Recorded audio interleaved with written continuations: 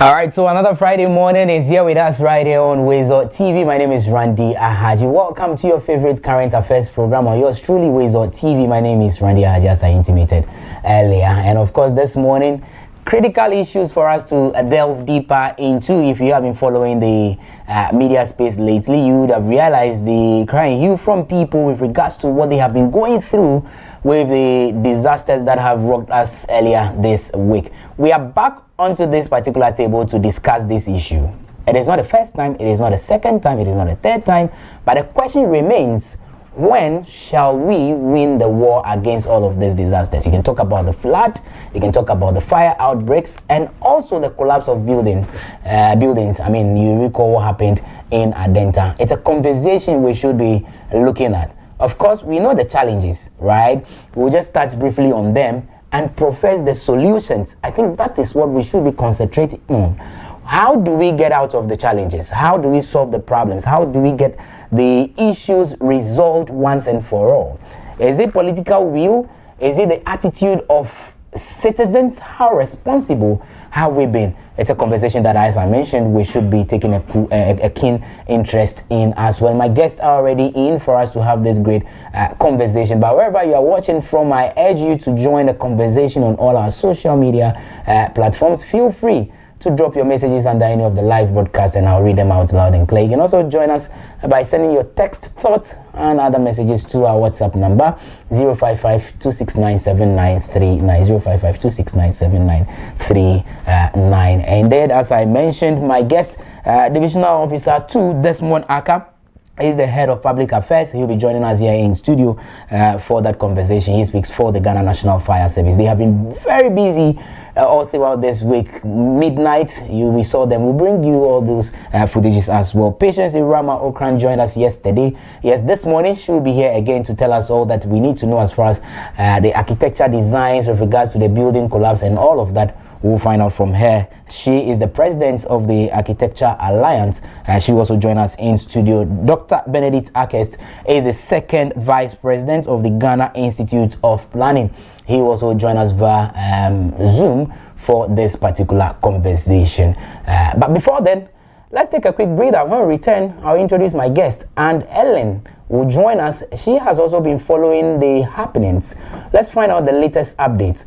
What are we doing so far? What is government's intervention to safeguard these people? She'll bring us all those updates before my guests join us. Well, let's take a breather. There is more after that.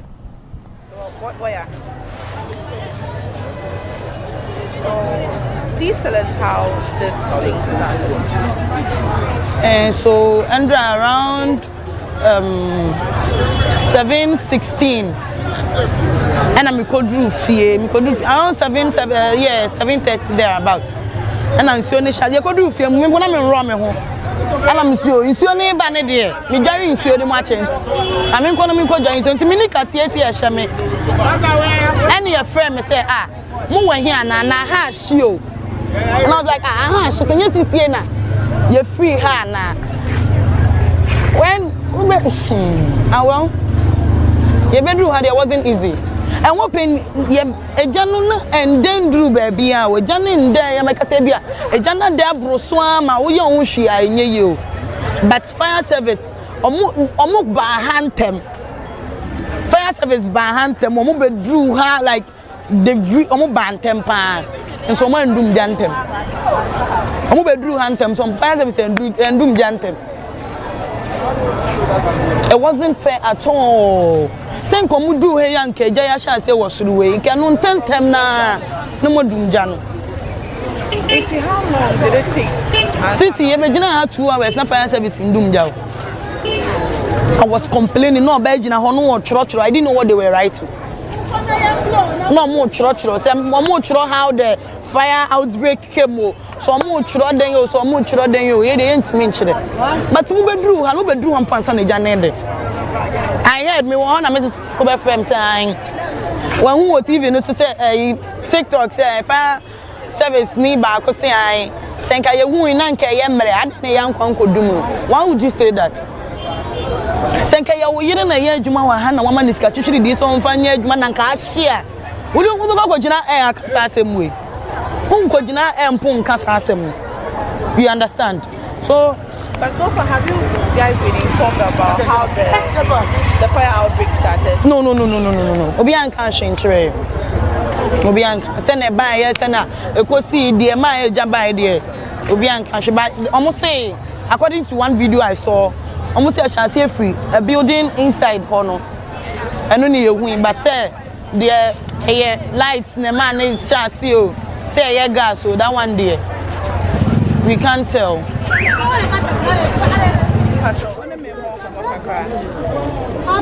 Everything first of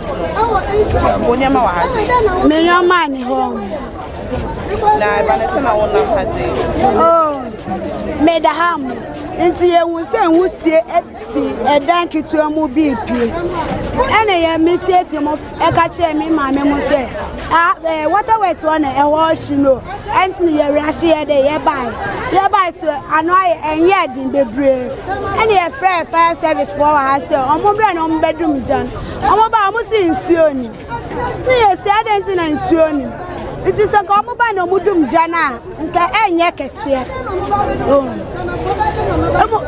be omo fi baby buy no and o bedum omo dum na ayeye no omo twinsuo ye de e wa ha na omo de ye de omo de dum wo it is a omo ba na nsuo nim kra no na omo ba ha na omo be twinsuo a ka betimi aye de edum and I say enye kese bebre sisi amafo nyama ase nti de yesa ni se abanye de enkasa nche fire service for no o o ti bin ka so oyi omo edi e se obi a benya cry den edi ti asra omo ye omo adwuma yie emma he ye ni wa omo so omo ye de omo ni se de ho na bibi aye de ase no yesra omo oye pa omo cho omo ye omo adwuma yie de emma me sister mu wo ebeto me sister ebeto me maame mi wi nra e ba ni sa mi remu ayi nyoma ni bi ade na omo yes ba omo tremo ye ma ejane edere ya na.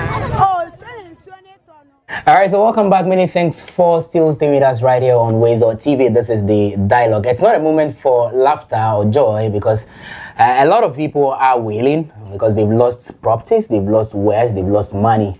Productivity has gone down. Who pays for all of this? Why do we find ourselves in this situation?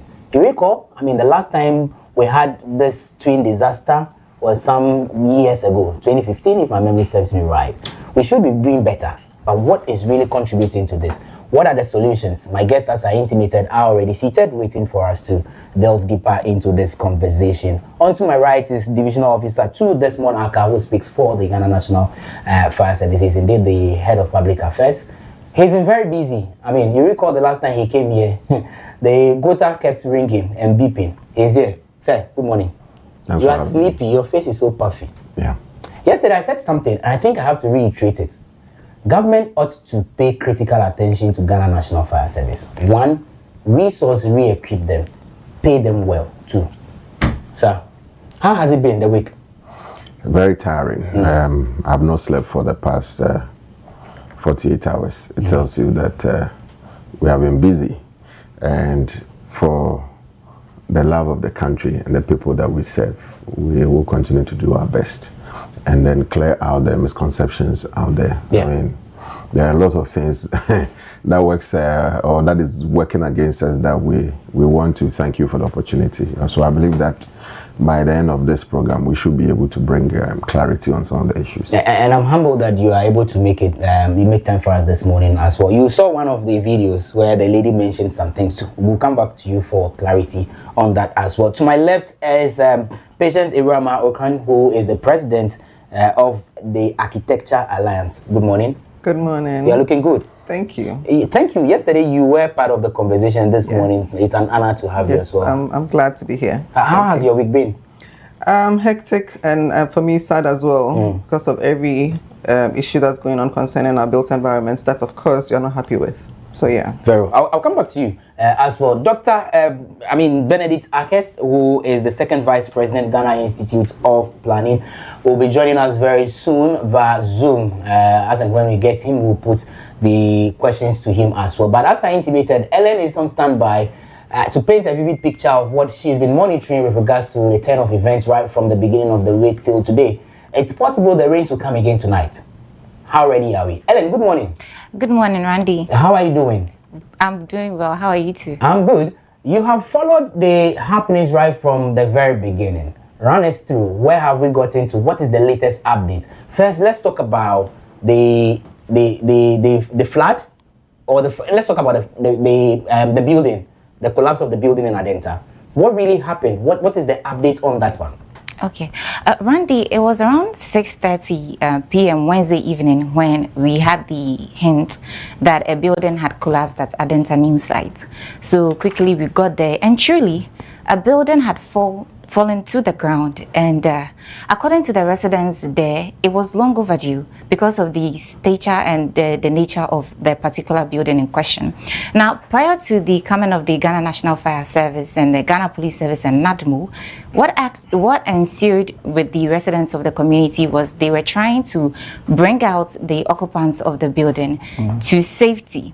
There were 5 people in the building, which was initially a 1-story building. Okay. And they were trying to get them to safety. There were 5 people. That was 3 adults and 2 children. And they managed to rescue 2 before the service personnel could get to the scene. And when they got to the scene, indeed, they were able to rescue another 2 and a dog that the family had. One elderly woman who was trapped in the building, unfortunately, even though she was rescued a bit late. That was around 10:45 p.m. Yeah. And she unfortunately couldn't make it. But the rest of the 4 survivors, they were able to make it.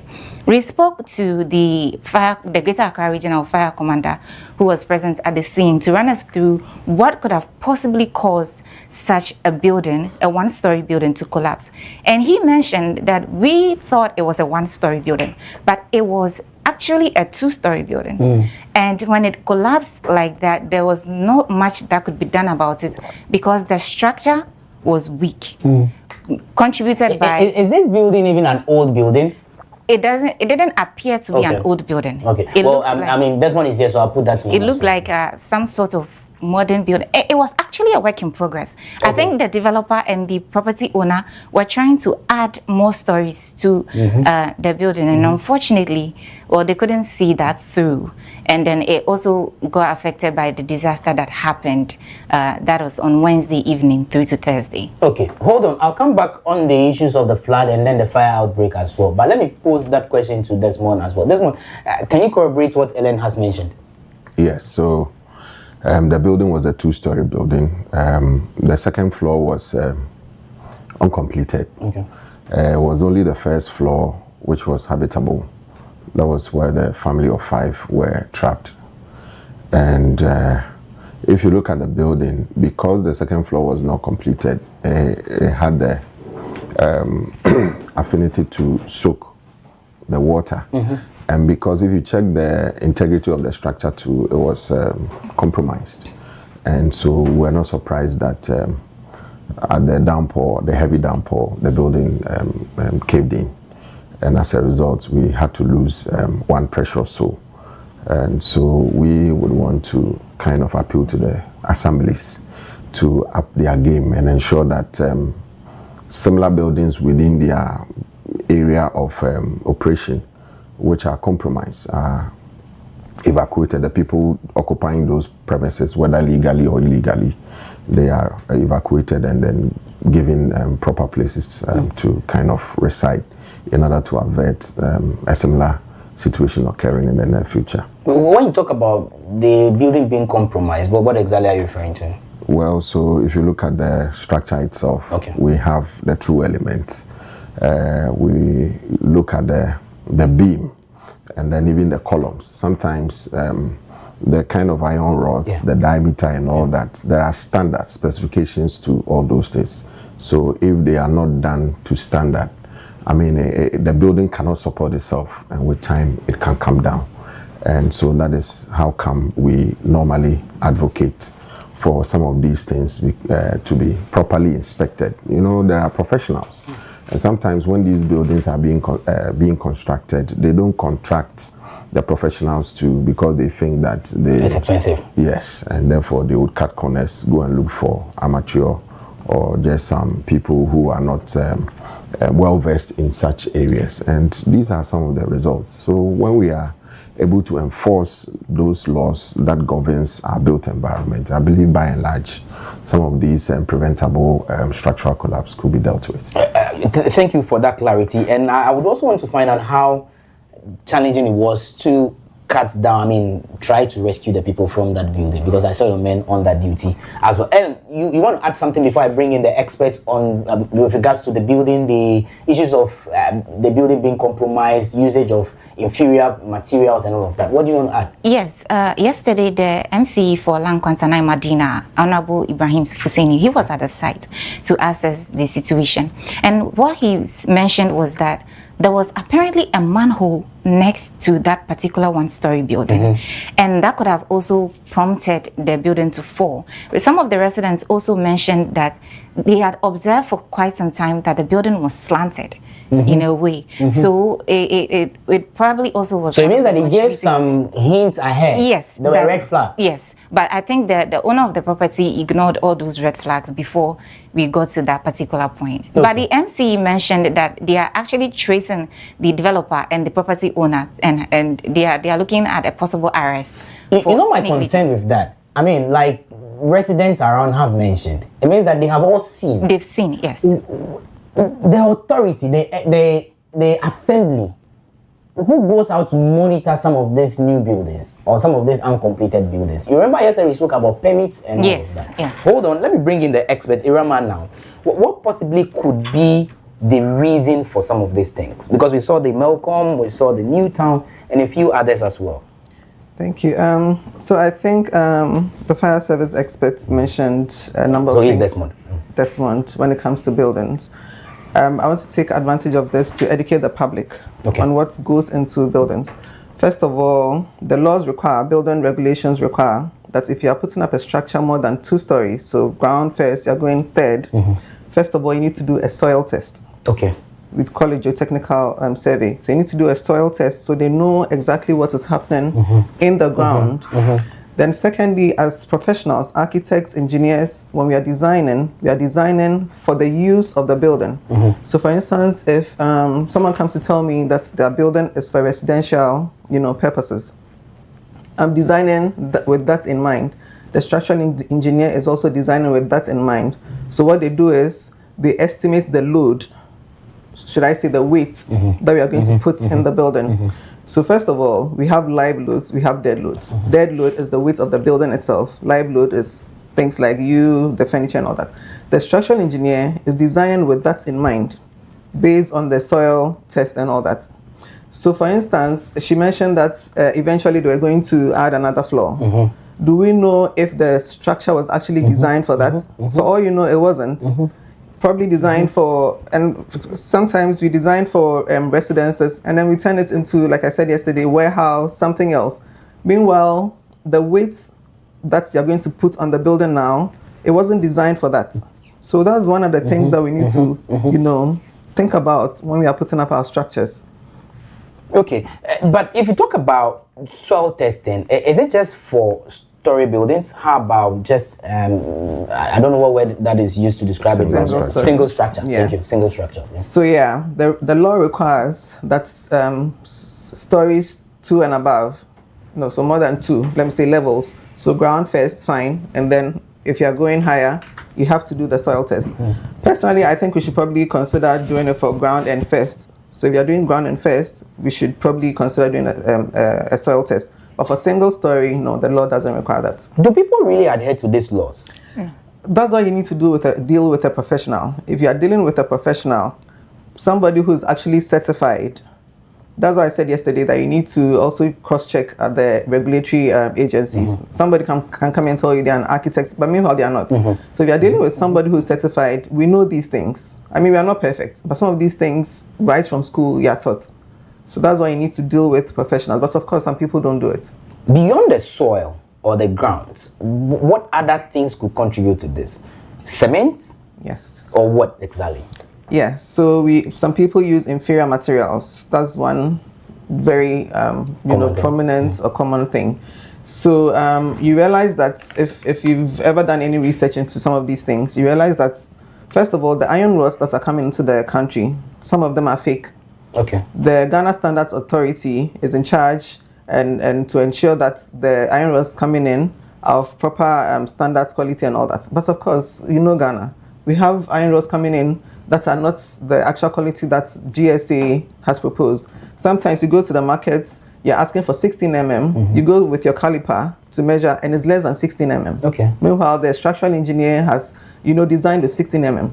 Sometimes even the cement, I remember there was a publication from, I think, Jata Cement last year, that some people actually take out their cement and then put in cement from wherever, I don't even know, into their bags and then sell it on the market. So some of these things are the reasons why we are here. Even the sand that we use, so we have different types of sand, river sand, pit sand, sea sand and all that. For concrete, for instance, river sand is very good. Okay. How many people know that? Sometimes you buy sand and you see that there's a lot of clay, there's roots inside, sometimes you have to sieve and all that before. So all these things compromise the structure of our buildings. Okay, that's well clarified as well. But this point, do you agree with what she's saying? Beyond that, what else have you also picked up as a result for what we saw earlier this week? And I'll take you back to what happened in 2015, the Malcolm disaster as well. What really contributes to some of these things? Well, so beyond the inferior materials that are normally used, there is this tendency of poor supervision. Okay. At every stage of the project, there has to be supervision. Professionals would have to come on site to ensure that the developer is building to standards. And if that is not done, they could cut corners. And then also the people who are involved in the kind of the construction. So if you tend not to use professionals and would go in for people, maybe laborers or artisans who do not have in-depth knowledge about the whole thing, it results in some of these things. So I believe that we have all the laws. This country has beautiful laws sitting in various institutions. The problem has always been the implementation or the enforcement of these laws. And it boils down to us. Some of us are so lawless. We don't want to adhere to the laws of this country. Let somebody go contrary to the law. You want to bring the person to book. You see somebody with a beautiful cloth with some anklet and whatever who come as a Bushiampane to come and beg. How can a country as noble as Ghana have Janto Ahene or something? So you would still find people being lawless. So I think it is high time we applied or we enforce our laws and ensure that, before you put up a particular structure, all the regulations are strictly adhered. Not until that, we would always be having discussions about some of these things. And I was particularly glad, I think somewhere earlier this week or last week, when the president said, I think in London or that it's not as if the flooding that we're experiencing in this part of our country, especially in Accra, is as a result of engineering issues or lack of drains or whatever, but mostly boiled down to our own attitude. What kind of people are we? That somebody will make refuse, rubbish in his own apartment or home, would wait for the rains to come and go and dump it in. What kind of behavior is this? You know that where you live, there are gutters or water canals. They are choked. Who choked them? Probably through your own activities. Why don't you take the bull by the horn to desilt or to clear the debris from it? You will not do it. And when the issues come, you want to heap everything on the government. You want to heap it on Ghana National Fire Service. You want to tell us that we are not useful to the country. What kind of people are we? So not until we all come to terms that it is high time we enforce our laws, damning the consequences. Bringing people to book. You see, that is how come we are unable to even deal with corruption, even in this part of our country. Because you know that when you go and do, somebody will come and beg. You can just go around the laws and then get scot-free. So for me, I'm never satisfied when it comes to some of these things. So I'm begging authorities, I'm begging the various assemblies, I'm begging the various institutions, the professional bodies, let us be up and doing. Enough of the talking. Let's get to action. How challenging was it that night to break through to rescue the people? Yes, when we got there, you know, the structure had fallen. And in search and rescue, what you need to do most is to create space. And in creating space, you need certain tools, cutting tools to be able to create those space. And as a service, we have, but we don't have the sophisticated ones. And sometimes when it happens like that, we have to fall on other individuals and institutions to help us. But we are glad that government has also promised us that aside the provision of the 100 fleet of vehicles, we are also going to get some high-powered pneumatic equipment, rescue tools that would help us to be able to do this. And so we want to commend the community folks who were earlier on at the site to rescue the 2 people, because had it not been their intervention, probably today the story would have been different. And therefore, that is what we are committed in doing, because we have seen that aside the structural collapse, there are other road crashes that happen along our major highways. And as a service, what we are trying to do differently is to identify individuals that have the heart to be trained, so that we can train them with basic first aid, how to handle casualty, and how to effect some of these rescue. Because whether we like it or not, now that we are not everywhere, now that we don't have fire stations dotted around every nook and cranny of our state, it is only important that we adopt some of these measures, train some of these people, and make them, equip them with some basic information and tools to act as first responders, so that when these incidents happen, they could rush in and then help us handle the victims such a way that they will not aggravate their injuries, such that they can recover and recover fully. So we are committed as a service to go on that tangent and to help save more lives in that regard. Everyone, in this case, what happens to the developer, the contractor, or the owner of that property? I'll just go back to what Desmond said. In Ghana, is an issue of enforcement and accountability. We've heard of these collapses since, I mean, it's been years. Have we ever heard that somebody has been brought to book? Never. Because at the end of the day, like you said, somebody will go and beg and whatnot. So I want to emphasize the point on enforcement and accountability. We have all the laws, all the regulations. Building Regulations 2022, for instance, in section 12 and 14, talks about compulsory maintenance and then dangerous and unsafe structures. So they even have the mandate. If you're walking around, you see a structure that is unsafe, they have the mandate to get the developer to fix it, or they can even fix it and get the developer to pay. If it's unsafe, they can pull it down at the cost of the developer. With compulsory maintenance, you are supposed to maintain your building. As you stay in your building, the building can settle. Settling means because of the ground conditions, you know, the foundation can go down. So as you're staying in your building, you need to maintain it. And the law says it's compulsory.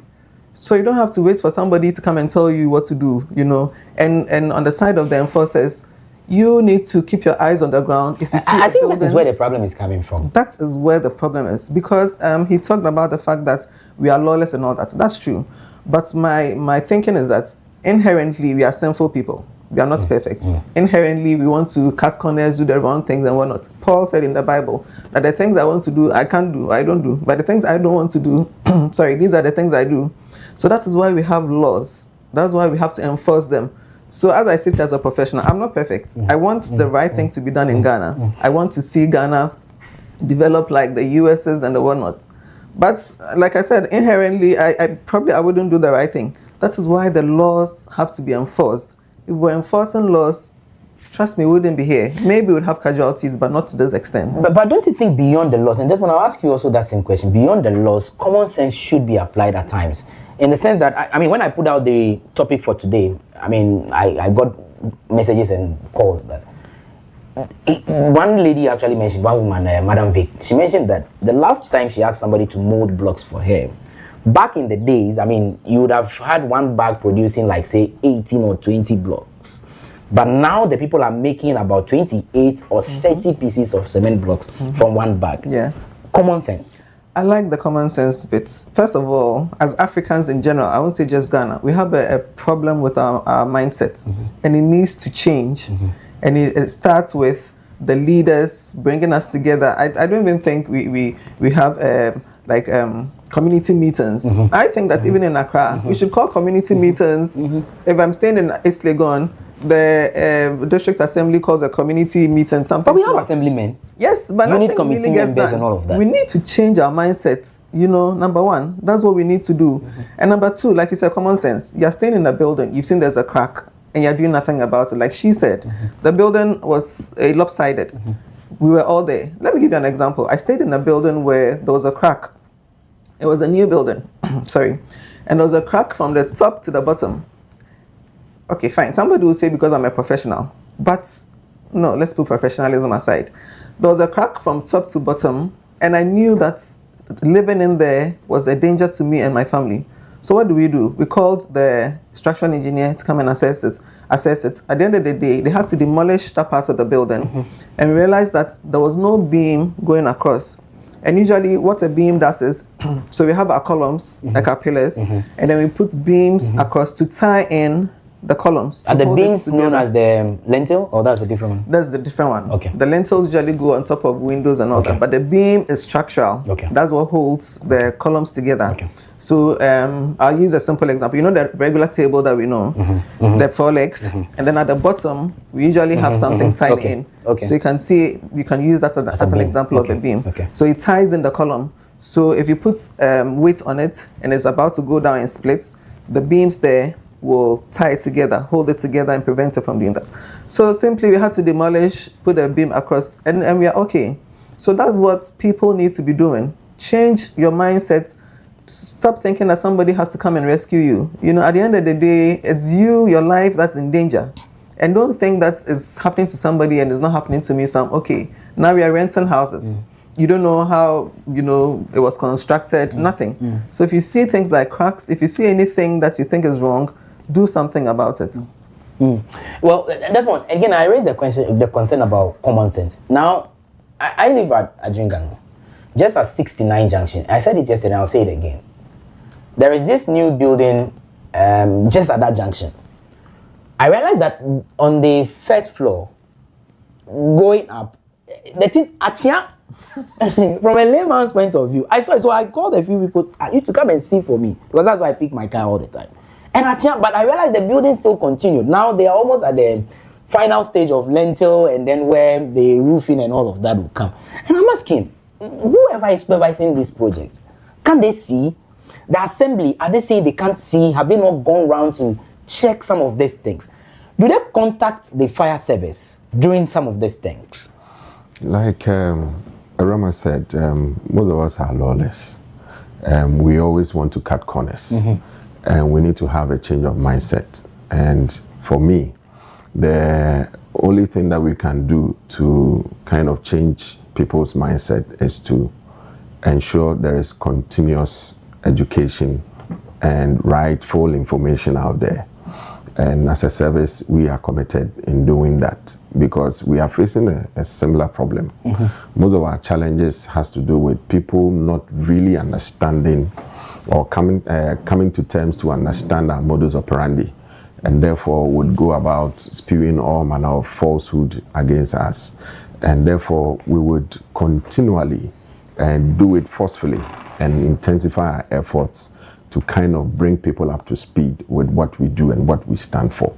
And like you said, if there is lack of supervision, and sometimes too, as a people, we are not behaving as citizens. We see wrong things going on in our communities, and nobody wants to own up. Nobody wants to report. Sometimes, for all you may know, this building is ongoing, or the construction is ongoing under the blind side of those who are supposed to kind of monitor or whatever. And therefore, so if we have seen it, there is nothing that is preventing us from also making a case at the assembly or whatever. So that once we are able to do that, then we commit them. So that tomorrow, if they don't do it, there is evidence that we reported it to this specific assembly, we reported it to this particular office, and they did nothing about it. So I believe that as a people, we need to be citizens and be responsible and ensure that if things are going wrong within our communities, we should be able to speak up and ensure that it is reported at the appropriate quarters for the needed remedies to be taken. All right, so if you just tune in, you are live on WoezorTV. This is the dialogue. We're having a conversation on urban planning under scrutiny. Where have we got into so far? What must be done to ensure that, look, we cut down on the number of cases? We wouldn't want to go back to the era when the casualties were just enormous. We wouldn't want to go back to that stage. But Ellen, let me bring you in again. Is it true that at a point they raised a red flag on that particular building? Yes, Randy, that's correct. Okay.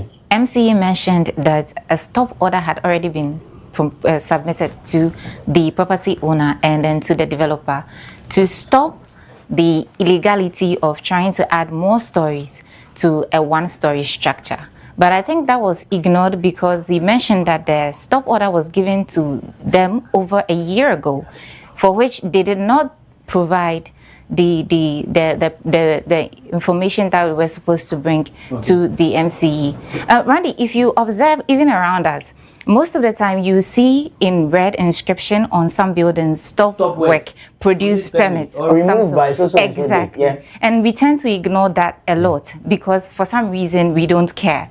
So that is probably one of the things that happened on Wednesday. They ignored the stop order for over a year, and it led to the unfortunate incident that occurred. All right, grateful. We're still trying so hard to establish contact with Dr. Benedict Arkest. He is the second vice president, Ghana Institute of Planning, so he can also share his thought with us on that one. I'm sure we can get him in a jiffy. But Rama, let's wrap up on this particular issue of the building. What must be done moving forward? Yes, beyond ensuring that the laws are adhered to, the implementation is done. What must we even do as individuals? Is it expensive to get an expert? Before I get to that, let me touch on the bit where accountability again, where we have a culture in Ghana, somebody does something wrong at their workplace and their punishment is to transfer them. And it happens a lot in the public sector.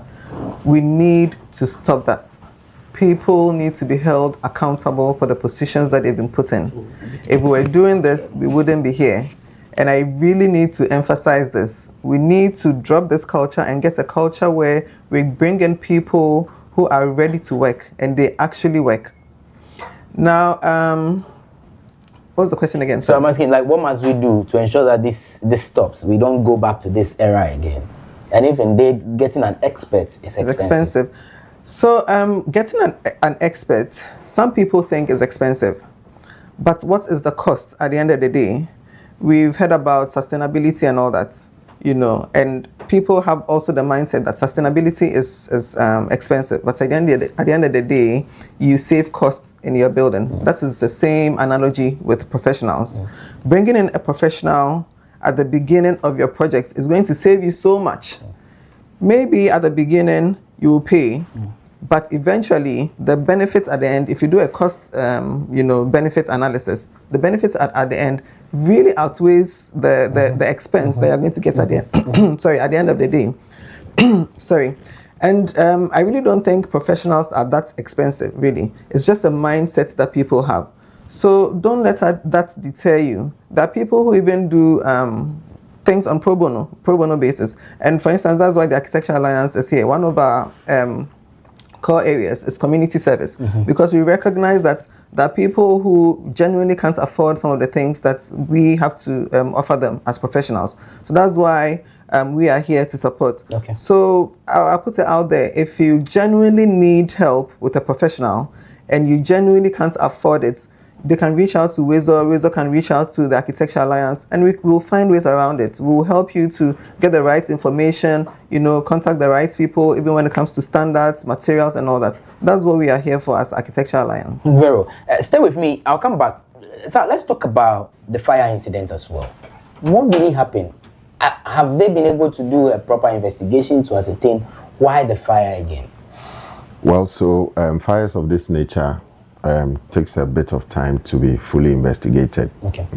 We understand from our sisters from the police that they have been able to arrest somebody who is now in their custody that they suspect might know something about the fire that happened. So a suspected arson?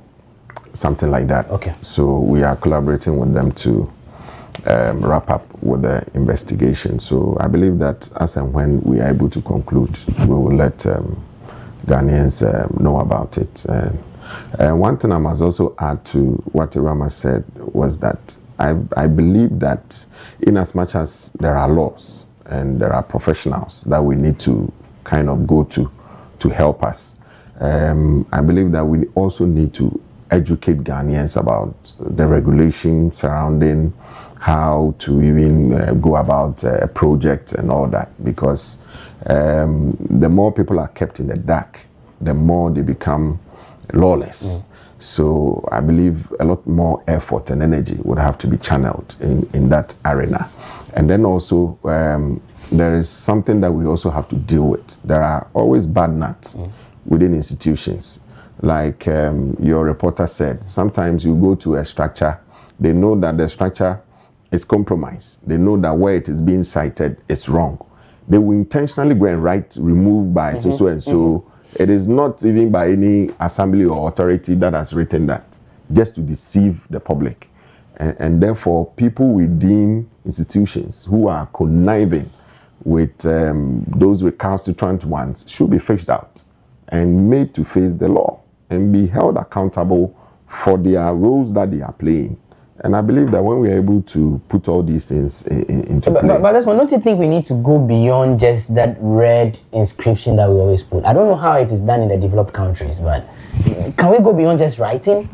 And so, like you mentioned, so nobody can use that loophole created by the system itself to use that to their own advantage? Yeah, so once an authority is assigned or somebody is assigned and that is written, there must be a system or a mechanism where those structures, if it is movable, we have to relocate them and then even confiscate them so that probably it could be put into some other use or something, so that people feel the pain of going contrary to the laws. And not until we stop the talking and move into the real action, some of these things will continue to fester. And so for the fires that are occurring, I would say that most of them are preventable. Most of them are preventable. Some would even ask, why is it that we are experiencing rains but yes having to experience a lot of fires? And during the raining season, a lot of our electrical installations or wiring are exposed to the harsh weather of the rain.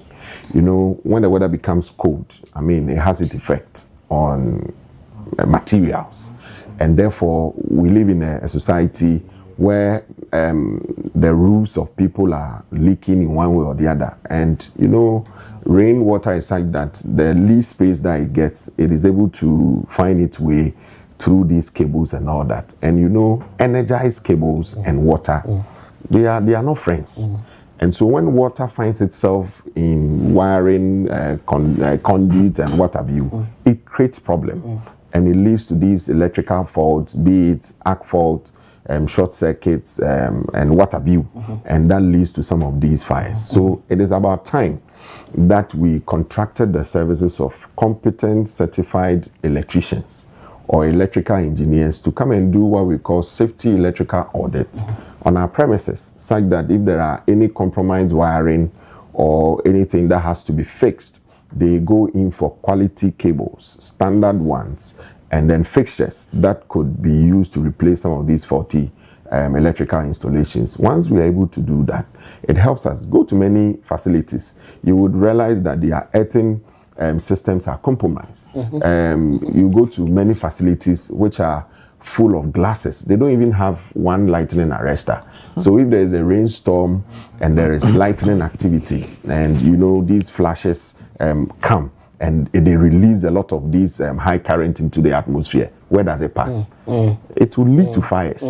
And we have turned a blind eye on some of these things. And so we will continue to engage the public and advise them accordingly. And when they refuse, we would ensure that the laws are applied. Once we apply to, or we adhere to basic fire safety, I mean, some of these fires will be a thing of the past. I'll bring back that video because there seems to be that allegation all the time. So you can clarify that. But Iram, I have a message for you, which is more like a question. Let me just read that quickly. The texter says, is there a body that supervises every project of an engineer if he is awarded a contract, so they don't do anything at will, thereby bringing the reputation of the organization down? He further mentioned that, and should this be something we can start doing as a nation? Before an engineer starts a project, he presents the project contract to the body he or she belongs to. So they supervise the project on time, from time to time. Do we do that, or can that be done? So unfortunately, we don't have laws that make provision for that. Okay. It's the district assemblies, the MMDAs, that have the legal right to, or the duty to supervise our construction. So the laws, building regulations 2022, for instance, provides that even before you go to site, they come and inspect. When you're doing setting out is marking out the building, they come and inspect. Foundation, they come. You're casting, they are coming. Superstructure, that's the first floor, they are coming. So at every stage, that is their mandate. But that is something that we can also look into, you know, so that every professional body or regulatory agency will ensure that their professionals come to them for supervision as well. And for me, somebody will say that it will come to, you know, resources, especially monetary. But some of these costs can be on the developer, you know. So the inspection, for instance, one of the arguments is that when you go to the MMDAs, they don't have the number of people that, you know, we're required to do these inspections. So how about we get private professionals? We have students coming out of school practically every year. How about we get experienced ones to supervise them at the cost of the developer? How about we consider something like that? The thing is that we've seen the problems, but we have a culture of, you know, nobody really wants to find solutions, you know. If we really wanted to find solutions, some of these things we could, you know, settle them, sort them out, and fine, we may not come up with the best of ideas. My former boss would say, let's choose the best bad idea. It's better than not doing best bad idea. It's better than not doing anything. Yeah. You know, let me just touch on the education bits at this moment. I think it's extremely important. A lot of us don't know about the laws. A lot of us don't know a lot of these issues. Even professionals, we sometimes are limited to just what we are taught in school or the projects that we run. So first of all, the onus is on us to educate ourselves. But beyond that, the professional bodies, other agencies, other people who are not, you know, part of the built environment space, who are interested or concerned, can come together and push for this education. You know, I'll get back to the Architecture Alliance. We were seeing all these issues. As architects and built environment professionals, we decided to come together and push for, you know, something better to be done. And I want to touch on this because just last month, at the end of May, we completed an education series on our building regulations. So every single day in May, we got people to register, we sent out the regulations from beginning to end. And we're also doing a series on the Local Government Act, which we put out there on a weekly basis. But we can't do it alone. We need people to come on board. We need other people to decide that they are tired. They're also forming an organization to push for these things. And eventually we'll get there. Okay. It can be done. Okay, very well. Desmond, I want you to react to this video. So like, if that video is, bring it back. The allegation put out by the young lady that, I mean, the fire tenders had no water and what have you. So Desmond can just react to that particular one. Let's watch this.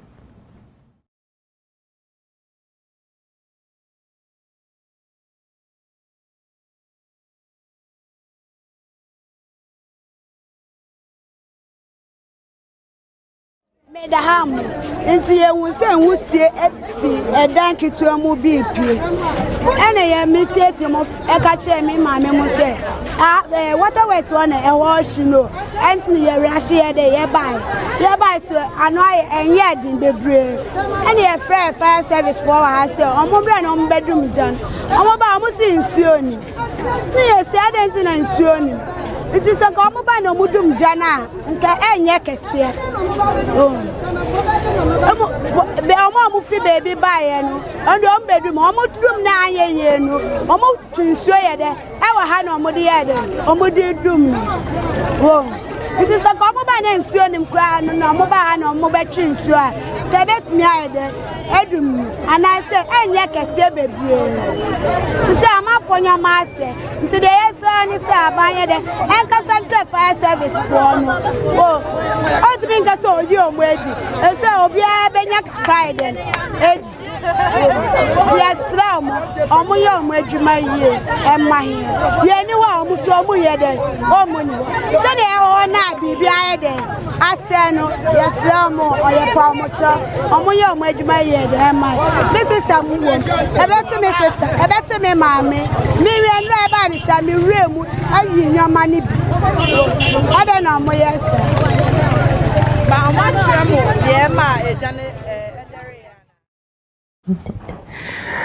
All right, so one of the victims complaining in an interview with Belinda Kwanzaa yesterday in the business center here in Accra. Desmond is still here with us. Desmond, is it true that you guys go to the scene without water in your tankers?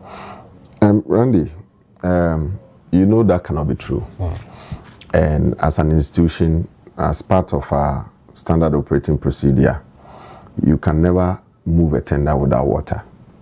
Even though we have different tenders with different water carrying capacity, and even in elsewhere in the advanced countries, they don't even have to fill their fire tenders with water because they have a very robust functional hydrant system. So you just move the car to wherever the fire is raging. You connect your deliveries to the hydrant through the pump, and then you fight the fire. But in this part of our world, we know Ghana Water has been even telling us that they cannot get us water flowing 24/7 in our homes, even in Accra. So they have to ration. So depending on where you are living, you get water once in a week or twice or whatever, and that is a problem. So if we come to a particular place and there is water rationing and their taps are not flowing, it means that technically the hydrant will not be working. And therefore we cannot access water from the hydrant. And the issue is that the hydrant, it is not our responsibility to be building hydrants. Whose responsibility? It is Ghana Water Limited. Okay. They build hydrants and they maintain the hydrants for our usage. Okay. Ours is to go to the fire scene, get access to water supply, to fight the fire until it is completely doused. So when we get to the place and we are handicapped in terms of accessing the hydrant, why do you blame us? Why do Ghanaians blame us for not able to get access to the hydrant? Because the layman feels not that the it is Ghana your Water? responsibility. It is your mandate to fight the fire. Yes, so regardless. now, per what I've told you and your listeners, it is not our responsibility to build hydrants. It is Ghana Water. They are supposed to maintain the hydrant. So what we do collaboratively is that because we use the hydrant, periodically we go on inspections with them so that the ones which are not functioning properly, we make it known to them and they maintain. So now we are even advocating for the pillar type to be done so that the ones that are in the form of a pit will be done away with, because the mentality is that anything which is in the pit form, we need to block it with refuse or put our wares or structures on them. And that has been one of the challenges that we face in assessing the hydrant. So in firefighting, our main weapon is water. And therefore, as a service, we cannot go to any fire situation without water. So that allegation since 1960 is false. And it cannot be founded in any way. So we want Ghanaians to disabuse their minds out of that. And then also another problem is that we have an issue with the media, especially with a section of the new media. They just get to a fire scene. You see the young lady who was just pouring out her frustration. You see, we should have asked them questions. You said you called fire service. There should have been a follow-up question like, okay, so what is the contact number that you called? If the person really called the Ghana National Fire Service, you would know that, either the person will call 112 or call any of our hotlines. But because we don't do that kind of interrogation, they go about saying all manner of things. And now they said that, they accuse us that when the fire service came, they told them that they don't have water. I mean, who? I don't understand. The person that you have called, whose duty it is to come and then deal with the fire situation, comes and tells you that, oh, there's no water. Then what is the essence of the person coming there? So clearly, it tells you that all these things are false and that must not be entertained. So we are going to educate them. For instance, when we get to a fire scene, and then there are other risks like live cables there and all that, we need to assess. We need to be able to ensure that we don't endanger the lives of our firefighters. Mind you, our firefighters are breadwinners. They are people's husbands and sons and daughters and what have you. And therefore, even though the job demands that even to the extreme, you can pay the ultimate price by dying, by saving someone else's life. I mean, that is there. But I mean, on the glaring, I mean, in the full glare of the danger, you don't go and put yourself in harm's way. So when we get to a fire scene and there are some risks, we take our time to assess. Now, it is incumbent on Electricity Company of Ghana to isolate power if we suspect that there are live cables. Because water and electricity, I mean, once they come to contact, they will react. And the resultant, how do you call it? Whatever could result could be a possible electrocution. Yeah. And we could endanger the lives of our firefighters. And so people should understand that we do all these things within some few minutes. So if it takes the ECG forever to isolate power, then it means that we are going to spend some time to wait on them to be able to help. So that contributes to some of the delays. Yes. Okay. And you can't put that blame on us. So we should know where to direct the issues. So if it is about hydrants, don't come and put it on fire service. Go and put it on the doorsteps of Ghana Water Limited. If it is about us waiting on ECG to isolate power, I mean, you don't have to put it squarely on our doorsteps. You have to call on ECG and tell them that why is it that for over 30 minutes you have not isolated power, and because of that they are not able to deploy the extinguishing medium on the fire. And it cannot be that we move a whole tender to a fire scene without water. I mean, how can it be? Let me get clarity. Dr. Akest, I'll get to you in a jiffy, but let me get a bit clarity on this. When you receive the distress call, you move, do you do that in consultation with the other agencies, ECG, like you mentioned? Because, of course, when you get to the scene, there and then you will get to know whether the ECG ought to separate the powers you are mentioning. Do you go there with them, or do you just speak to them when you arrive on the scene? Most often than not, when you receive the call, you don't get to know what is happening. Okay. Because if you want to know all those details, it will take a bit of time. Okay. And response is key. Okay. Time is of essence in any emergency situation. Okay. So as soon as you get there, then if you need the services of ambulance, you relay. Okay. And they come in. Okay. But elsewhere, they all move together. Okay. So probably as a country, we could consider something like that. Once there is emergency and we know that it involves utility poles, then quickly we all move together. But the normal thing is that we have to get there, know what is really happening before we call in for support from the relevant agencies. So on this score, what we are going to do differently is that those bloggers or media practitioners who have the penchant to always put us in the bad light, we are going to activate sections of the criminal of that kind of talks about misinformation. This is a clear example of misinformation. Once they do that continuously, it erodes the confidence of the ordinary Ghanaian in the service. So that if there is any emergency, fire service, when I call them, they will delay. When I call them, they will say that there is no water. And these are allegations which are unfounded. And we are going to be serious and stern on some of these things so that we could bring people to book and then be able to curb some of these things from happening. We have another video which we will put out pretty shortly to diffuse that notion some people have, especially like for instance the lady, what she said, that you guys drove all the way to the scene without water in the fire tender or the tanker. We'll bring that video where indeed she saw it herself. I mean, the people saw it that indeed they had water in the tanker. But let's speak to Dr. Akest. Doc, good morning. Good morning, my brother. How are you doing, Doc? Oh, I'm doing well, by the grace of God. How are you too? I'm not fine, but as Ghanaian, you need to say you're fine. Doc, let's talk about what's been happening. I mean, all throughout this week, we are in the month of June, and we know what comes with the issues of June.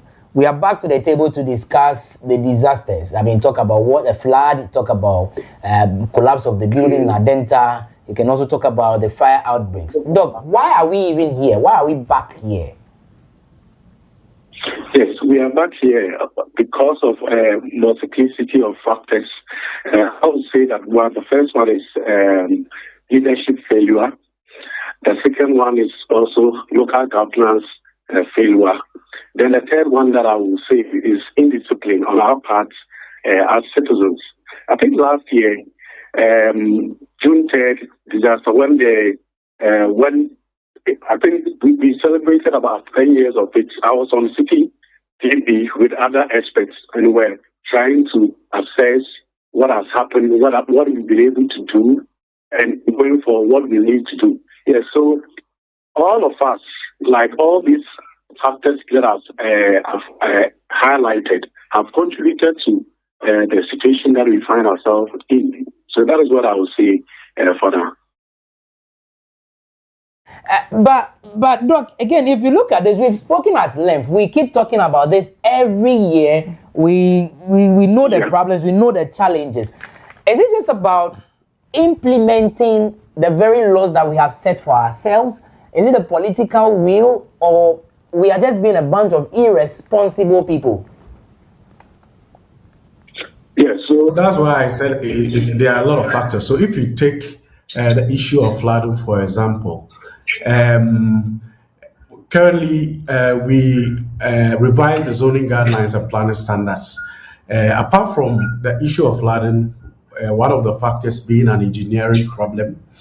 One thing too is that if you have your parcel of land, if you are developing, per the zoning guidelines and planning standards, you are not supposed to develop more than 40 to 50% of your land, which means that the 50% of the land is supposed to be used for landscaping, both hard and soft. So it means that within your house, you should have spaces where it will be greenery, and these green spaces within our homes also contributes to the infiltration when there is runoff.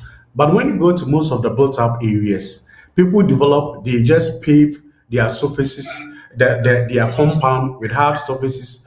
They don't have any green spaces. And all these factors contribute to the issue of flood that we are seeing. That also puts pressure on the drains, which are also worn out, which needs to be expanded and also needs to be redone.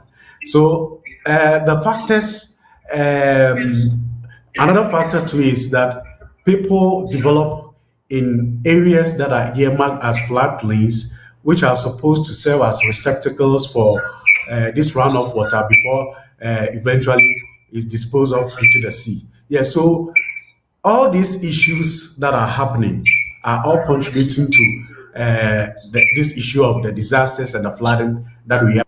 Every year, it becomes a ritual.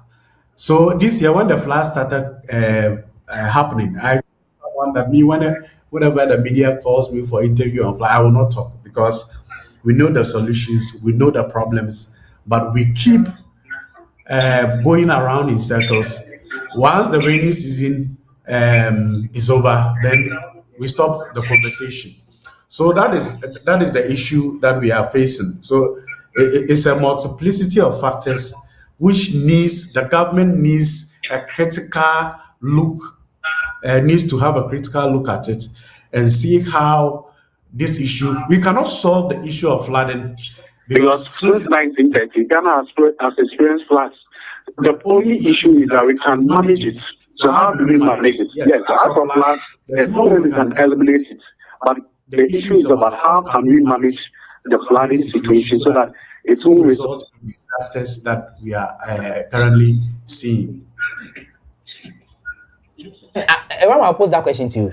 The point is that we have seen series of actions being taken over the years. One, demolition exercises. Recently, we saw what happened. They even moved some people from where they currently living. Were playing the sympathy kind of game here and there. We have evicted people from waterways. Still, the problem persists. What are we not doing right then?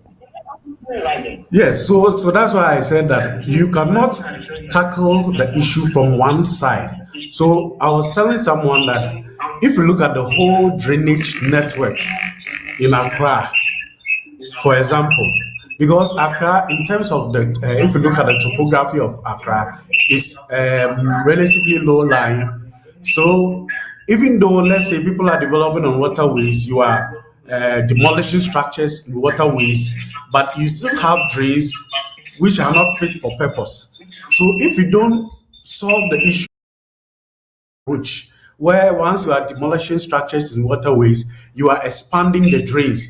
You are ensuring that when people develop, they don't develop more than 50% of their land, but they do landscaping so that there will be high infiltration when it rains. Yes, so if you tackle one problem and you don't look at the solution for the other factors which contribute to flooding, we will just be running around in circles. So once you solve one, the other factors will also continue to increase in terms of its intensity. So in the end, we will not be able to solve the flooding issue. Yes, so that is the problem that I have seen. There have been several research that has been done, and all these issues have come up. The solution should be multifaceted and also integrated. You cannot use one approach to solve that issue of flooding. And the major issue is engineering issue, which is if you look at our flood net or the drainage networks, is problematic, and that is why government initiated this GARID project. There is resilience in terms of when it rains, and the issue of flooding will become a tenor.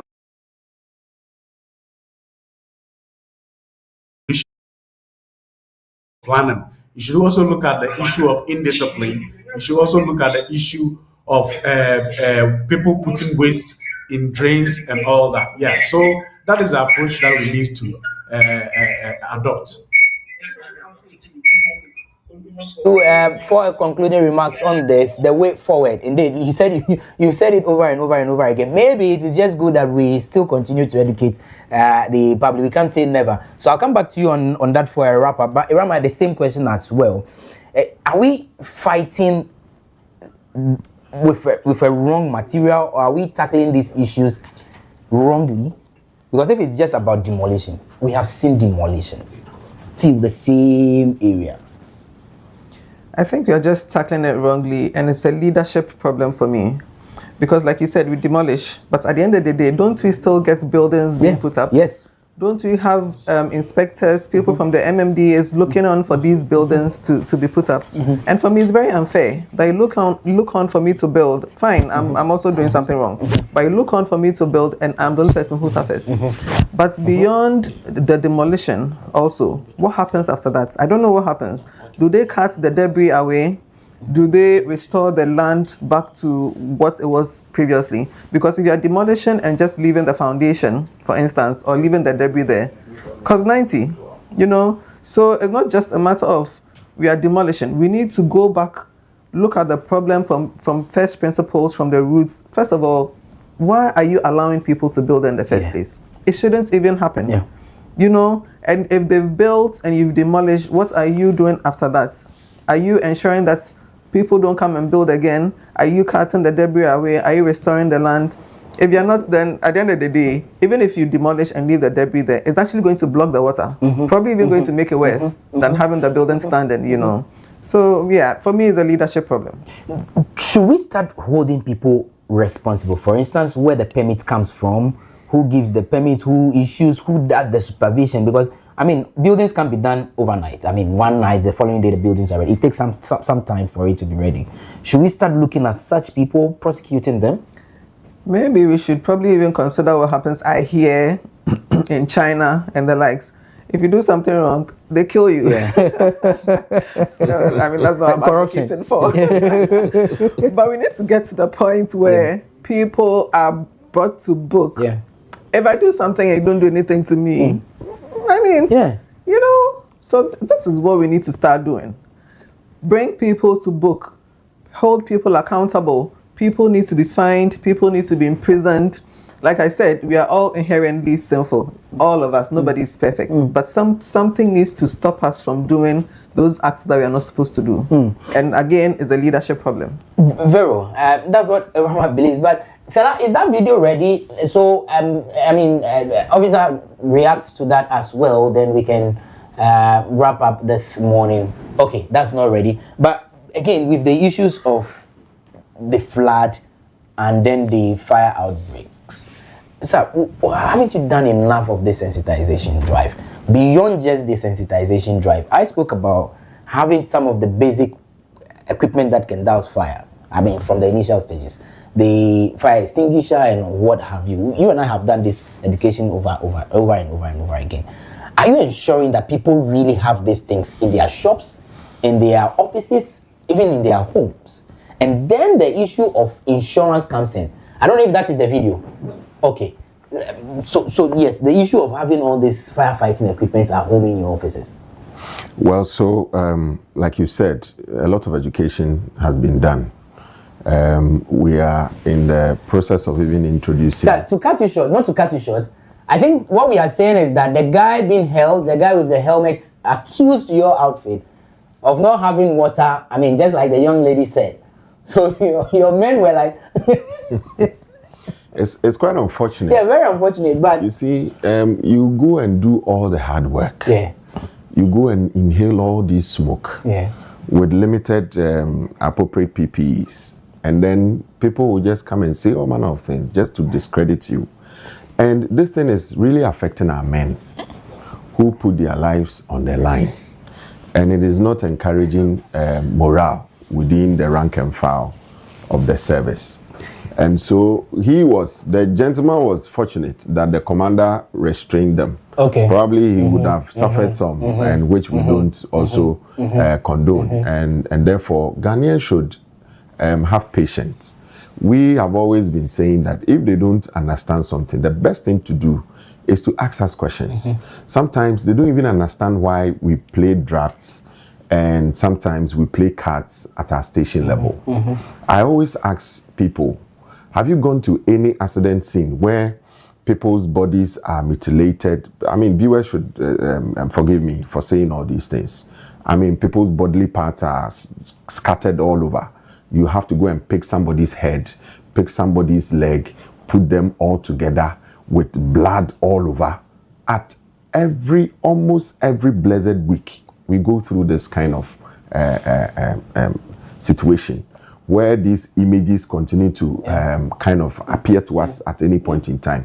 So at the station level, what we also do to psychologically help ourselves is to do this small indoor games after going through our normal routine duty, checking our equipment, making sure that all what is needed is, made ready for the next available emergency. The issue is that we have departments and units within our setup. So if you come and a firefighter whose responsibility on that day is to respond to emergency, if there is no emergency, he has finished going through his routine duties and is, enjoying himself with some games and what have you.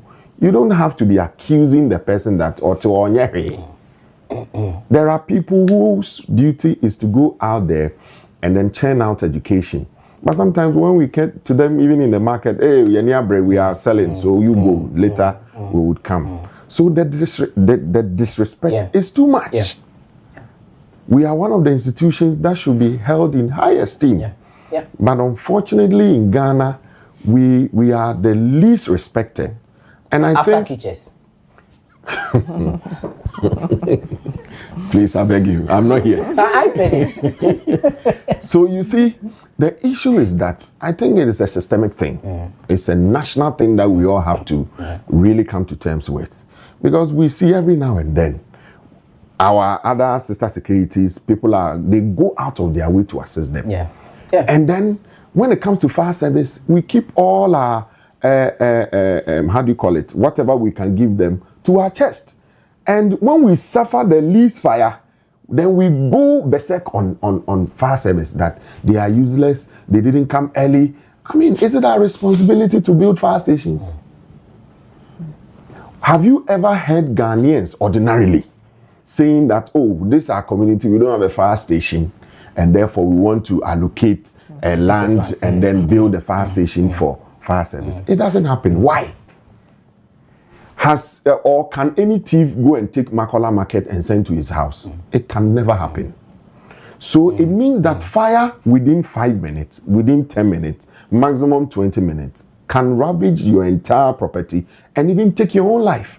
Why is it that we are not afraid of fire and we don't respect the agency that has been mandated to take care of our fire needs, but would rather want to pounce on them and then denigrate them and to say all manner of unprintable words against them when we, through our own careless activities, create these fire situations? So we beg Ghanaians, not until we see Ghana National Fire Service as partners in development, not until we see the personnel of the service as our heroes. Aside Jesus Christ, we are the lifesavers. We are so important that when your life is on the line, we will risk ours to save yours. So we are the people that you should value. If we are not there, no plane can land and even take off in this country. No businessman or investor will have the confidence to come and set up his or her business in this country. So please, in as much as we want to wait on government and plead on government to retool us, we should also be thinking about what we can do as individuals, as corporate Ghana, as institutions, what we can do to support the Ghana National Fire Service to serve our very own interest.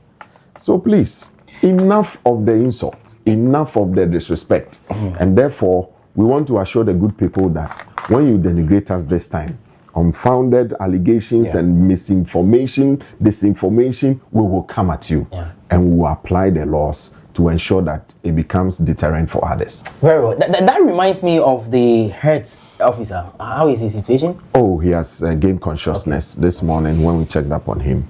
I mean, he's responding well to treatment, and that is good news for us. All right. Thank you. Thank you. Thank you so much, Desmond, for your time. But let me wrap up with Dr. Akest as well. Doc, finally, way forward.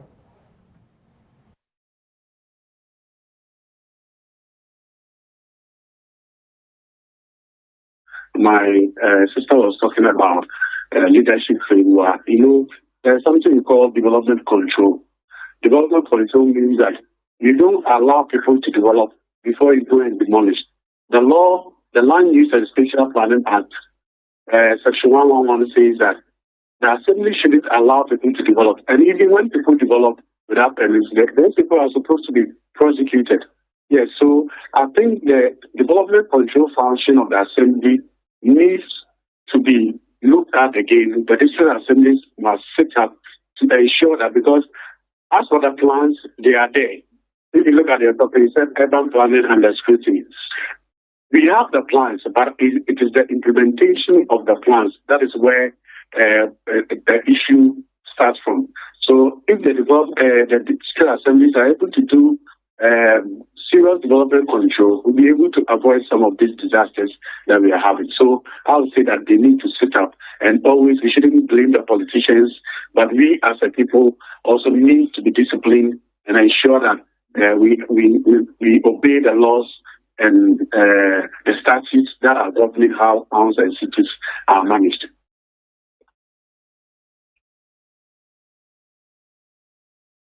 Don't be tired. Don't be tired of talking. Please, we beg you, don't be tired. We will call you. We will call you when there is an issue or there is a need. Thank you so much. Remember, we are also family. All right. So, Dr. Benedict Akest is the second Vice President, Ghana Institute of Planning. And congratulations to you on that elevation also. But, Irama, let's wrap up quickly. Way forward. Way forward, like Dr. Akest said, we are all tired. We're all tired of talking. We can't be tired, can we be? That's the thing. Somebody has to continue talking till we get the results. For me, way forward, leadership needs to set up. I saw allegedly a message from the Minister for Greater Accra on measures they are going to implement to change things and whatnot. And I'm hoping that it's not just talk. It's not just optics. We need to work. We need to act. And for us at Architecture Alliance, we are ever ready to work with any institution, any stakeholder that is very concerned about what is going on in our built environment to implement the change that we want. Thank you. Thank you. Thank you so much for coming. Sir, maybe your final words. Right. So we would continue to urge Ghanaians that they should not give up on us. We remain their number one emergency life-saving institution in Ghana. And we are poised and ever committed to educate them to come to terms with what we do. And therefore, if there is any emergency, any life-threatening incidents, they should not hesitate to call us as quickly as possible on the national emergency number, which is 112, or any of our hotlines, which I would gladly want to give them one, at 030-277-2446, 030-277-2446. The caveat here is that if there is an emergency, particularly fire, and you delay in calling us, the fire will get out of hand. It will become very difficult to contain, and it will destroy a lot of property. So the fire that happened at the Police Central Annex, and we are suspecting that it took more than 20 minutes before we were alerted. That is how come, even within 2 minutes after arriving, we still had to have it we still had to go through difficult time in dealing with the containment of that fire. So please, it is not that we came late. We came within 2 minutes after we were called. It tells you how serious and then responsible we have always been. So please, make use of our emergency number. Don't prank us. Call us when there is a real emergency, and we'll be glad to swiftly respond to save your lives and safeguard your property. I'm grateful. I think the last time you were here, we spoke about those prank calls as well. You gave me a figure, very alarming and terrible. Yes, even though... Are you arresting them? We are working hard. You need to start arresting them and set... so that everybody, people will take you from There are bottlenecks, but we are finding ways and means to clear that bottlenecks. Okay. And very soon, you will hear positive news from us. All right. Thank you so much for making time for us this morning. Grateful for I know from here you still go on the field. Plenty talk. Thank you so much, sir, for coming this morning. Grateful I for wish you the best as well. Ellen, let's wrap up quickly. Maybe your final words on this. Are you following the stories again? Yes, Randy, I'm following the stories. But then... Do you know one thing? I don't know why it's mainly in Accra. Hardly do we hear this from other cities. Takrady, Sunyani, Tamale. You can mention them. I'm not saying they don't happen, they do, but minute, 1 out of 10. Accra is choked. There is a large population here in Accra, and everybody has to eat somehow. Okay. So whatever we will do to feed, we're going to do, even if it's at the detriment of our own selves. So that might be one of the reasons. But here at WoezorTV, we always advocate for better policies, investment, stronger enforcement, which is why we have the guests here today to caution the public. And also the issues of misinformation. We need greater education to the public on that, so that we are not misinformed, like there's no water in the fire services tankers. We have to do better, and we have to invest. The president mentioned during one of his trips that the issue with especially flooding here in Ghana, in Accra also, is not about infrastructure, not just infrastructure. It is also about indiscipline on our part. So that is something we will continue to advocate for.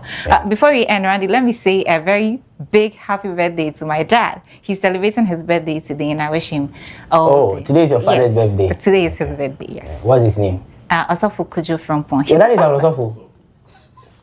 Osofo back. Hey. I've never heard it. I know my house dad is an Osofo, Yes, but I don't know yes. about that. My dad okay. is also an Osofo, so Okay. All right. Okay. I get don't it have now. to look it. Oh, I get it anyway. Ellen, thank you. Thank you so much for bringing us the report on that as well. And also thanks to Belinda Kwanzaa. She was in the market yesterday to speak to some of these victims of the fire as well. Viewers, thank you so much for making time with us this morning on the dialogue. It's a weekend, right? You know what to do. Take very good care of yourselves as you step out. The rains are here. Please, I've always been saying it. Don't play the hero. Don't be the hero to ride or drive through the water. Park somewhere. Go and hide. Protect yourself. I told you about what happened around Lakeside that very night. 3 people were washed away. Bikers. Please. And here, how much do you even need? How much do you want? That you can't tell whoever has placed the delivery or the request to hold on. After the rain, you go and deliver. Don't force it. It's weekend. Oh. By the time we come back and talk about it, and I come one day. So please, stay safe, stay out of trouble. Thanks to the team for helping put this one together as well. My name is Randy Ahadzi. Please do enjoy the rest of our programs later around 12:30 there about. The president, of course, will be on your screens right here on WoezorTV for another great engagement as he travels around as well. Stay safe, stay out of trouble. Let's meet again next week. It's a wrap for now. We spoke with about 3 people. One thing they were all saying is that you came with The cameras are here. you came with 2 cars and none of them contain water to fight the fire. What do you have to say about that? Oh, good morning to you and good morning to your cherished viewers. To say that the fire engine arrived here without water is not true, because the fire engine is such that it is designed in such a way that as soon as it's parked at a fire station, it's supposed to be fully loaded with water. So we don't have a situation where you come to the fire ground and then there is no water. But what normally happens is that the moment the car comes, we are supposed to connect from the hydrant to the pump, then from the pump to the fire scene. That is the way the drill is being performed. You connect from the pump to the fire ground, then you also connect from the hydrant to what? The pump. The indication is that when you are discharging the water to fight fire, you are replenishing from the hydrant into the pump. That is the way firefighting is done. So the problems normally we face is that when there is no water, hydrant, what happens is that when the water is exhausted, you need to go and replenish. And yesterday, those of you who came around could bear with us that we had 5 fire engines here and an AMA tanker. So for anybody to say there was no water, that's not true.